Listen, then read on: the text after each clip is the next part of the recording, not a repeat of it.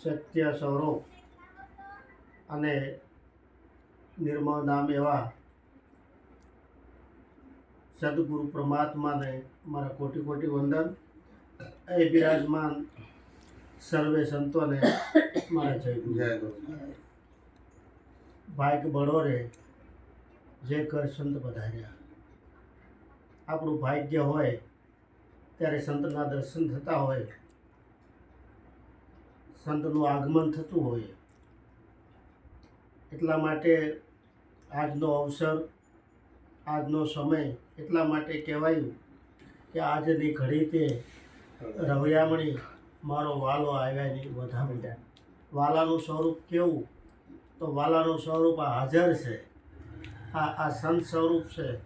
એ સંત સ્વરૂપ જે પરમાત્માનું સ્વરૂપ છે. એટલા માટે કહેવાયું છે કે તત્વ સાર ત્રિલોકમાં ગુરુ ગોવિંદ એક રૂપ, આદિ અંત મધ્ય એક છે, હરિ ગુરુ સંત સ્વરૂપ.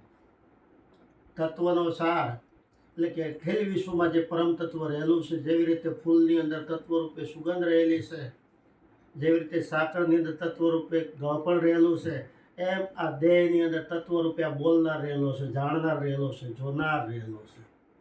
એટલે તત્વ સાર ત્રિલોકમાં, આ તત્વનો સાર ત્રિલોકમાં બિરાજમાન છે. ગુરુ ગોવિંદ એક રૂપ.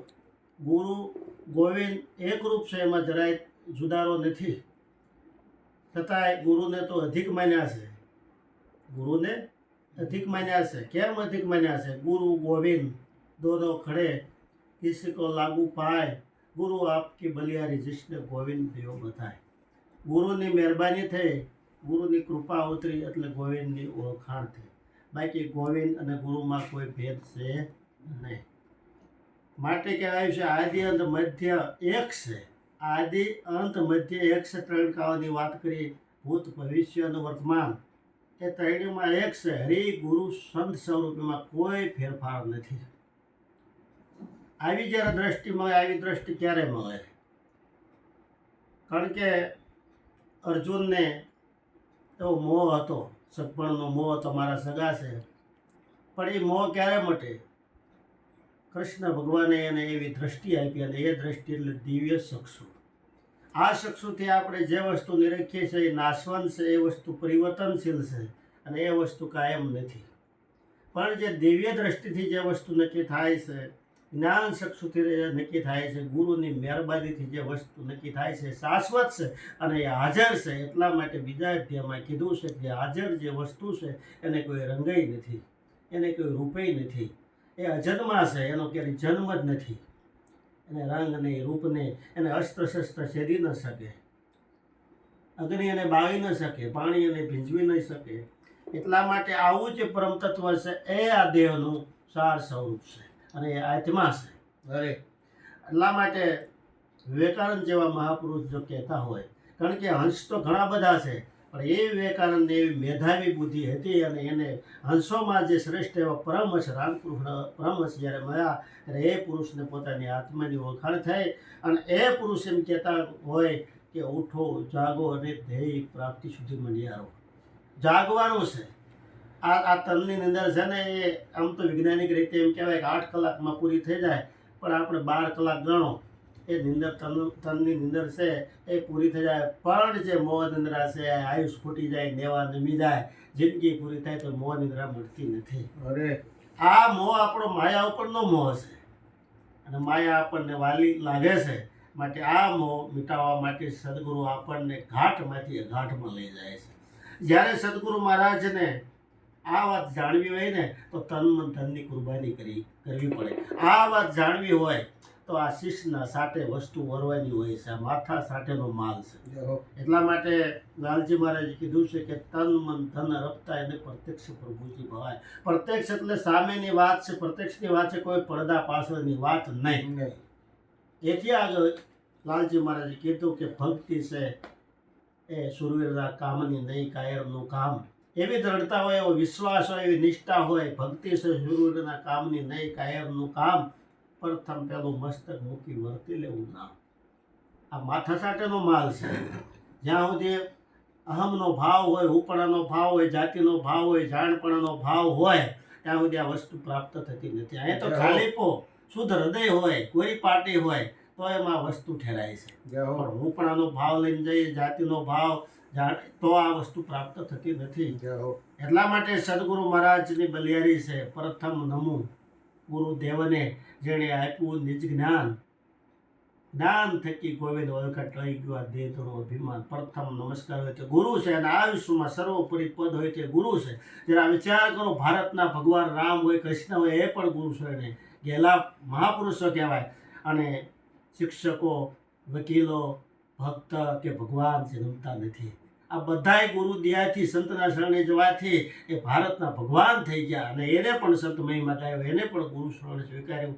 એટલા માટે કહેવાયું છે કે બ્રહ્મા વિષ્ણુ સદાશિવે ગુરુ મૂર્તિ ધારી, વેદ પુરાણ વખાદત ગુરુ મહિમા ભારી. વેદ અને પુરાણ પણ એનો મહિમા ગાય છે, એનો મહિમા ગાય છે, કારણ કે સર્વોપરી પદ હોય તે ગુરુ છે, અને ગુરુ કોઈ વ્યક્તિ નથી. એટલા માટે કહેવાય છે કે દેહ દ્રષ્ટિવા દેહને ઓળખે, દેહ દ્રષ્ટિવાળા દેહને ઓળખે, આત્મ દ્રષ્ટિ આપ. જો આત્મ દ્રષ્ટિ પ્રાપ્ત થાય ને તો પરમાત્મા જરાય દૂર નથી. એમ કેવું હોય તો કહેવાય તમે સ્વયં પોતે છો, તમે સ્વયં અખંડ રૂપ છો. આવું તમારું રૂપ છે, તડકામાં તમે દેહ નથી, તમારે આવું જવું સંભવતું નથી. એટલા માટે કહેવાયું છે, નિરાત પરમાત્માએ કીધું છે, હમ એ જોગી અલખ અનાદિ પાર બ્રહ્મ કે પારા, નામ રૂપ ગુણ નહીં અમારા કબર ન થરું અવતારા. આ પરમ તત્વ પરમાત્માનો ક્યારેય અવતાર નથી. એ તો જેમ સેમ અનાદિ. એટલા માટે કહેવાયું છે, જુદી રાહ છે, જુદી રાહ છે જીવ ચલતા. જીવ આવે અને જાય એની રાહ બધે જુદી જુદી. જુદી રાહ છે જીવ ચલત હે હમ જાણ કે થાય. અનંત યુગ વીતી ગયા, પરમાત્મા જેમ છે તેમ છે.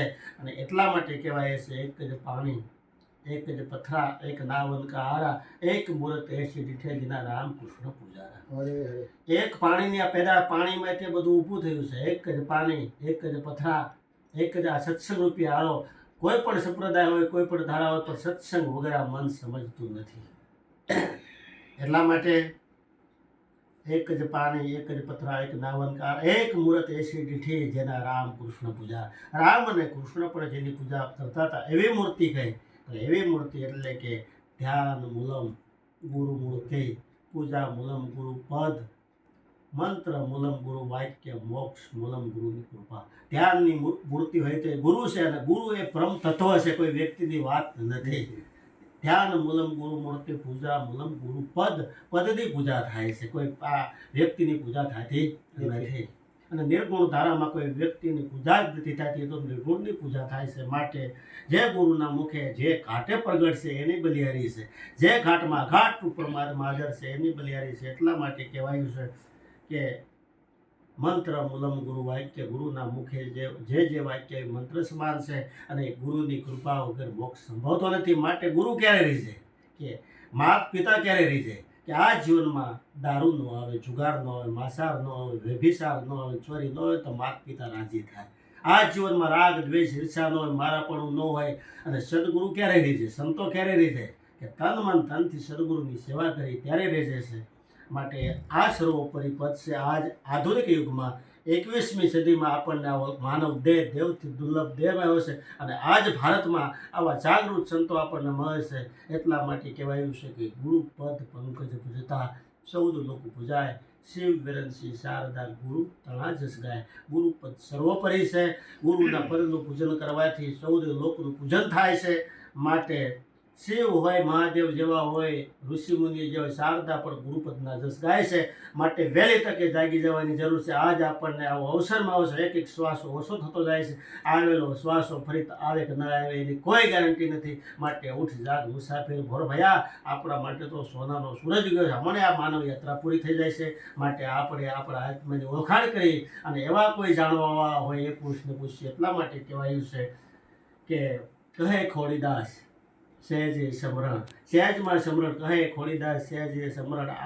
આત્મ ઈશ્વર એક ધડે, ગુરુગમ કરીને ગોતી લેવો તો ખરા નામની ખબર પડે. અવર નામ તો અનેક હે, આદિ નામ એક કહાવે. આ અવર નામનો કોઈ પાર નથી, પણ આદિ અનાદિ જે પરમ તત્વ જે છે એ નામની વાત છે. માટે નામ સમોવર નથી જાણજો કે આવા સરખું કહે. સ્થાવર જંગમ સબર બરાબર સદગુરુ શબ્દ લે. વસ્તુ માત્રમાં એ પરમ તત્વ રહેલું છે. એટલા માટે સ્થાવર જંગમ સભર પરાપર સદગુરુ શબ્દ લે આ ભારતની ભૂમિમાં જે મહાપુરુષો બન્યા છે, સદગુરુની સહાયથી બન્યા છે, અને સદગુરુના જેટલા ગુણ ગાય એટલા ઓછા. માટે ઉઠો, જાગો અને ધ્યેય પ્રાપ્તિ સુધી મળ્યા રહો. બોલો સદગુરુ મહારાજ.